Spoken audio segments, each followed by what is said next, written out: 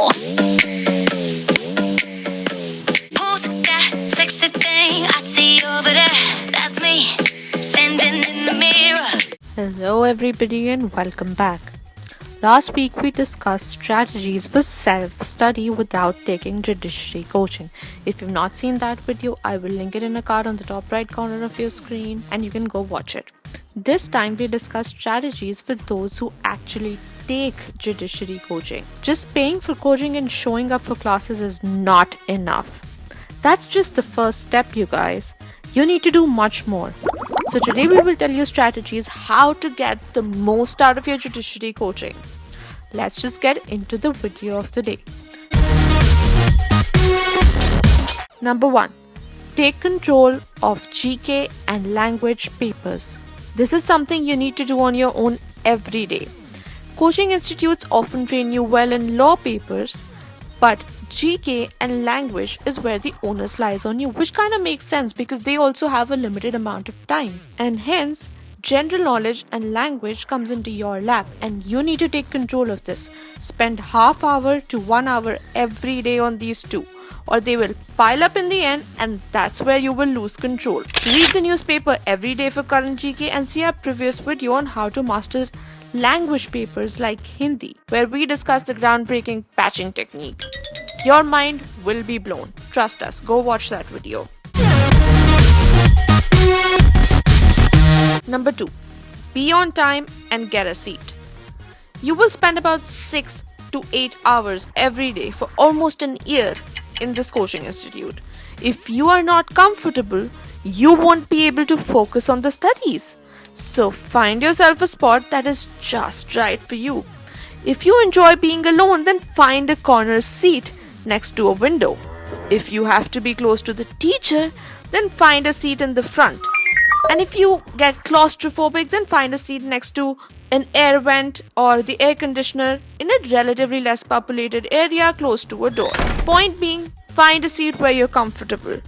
Be on time. There is no point if you have to copy the first half an hour's notes from someone else. Once you're on time, you have a nice seat, you're all settled in. Now all you have to do is concentrate on the lecture. So put in a little bit of extra effort so you can get the most out of your coaching experience. Number 3. Don't get disturbed. In every classroom, be it school, college or coaching institute, there are going to be people who are going to continue to talk or comment throughout the class. If you encounter such chatterboxes, then request them nicely and politely, and if they can keep it quiet and discuss after the class. And if that does not work out, you always have recourse to the administrative department of your coaching institute. Number 4. Listen. This seems generic, but it's important. When you hear a lecture, you will get thousands of questions in your mind, just like everyone else in the classroom. It's absolutely normal. But resist the urge to constantly disturb your teacher and ask them questions.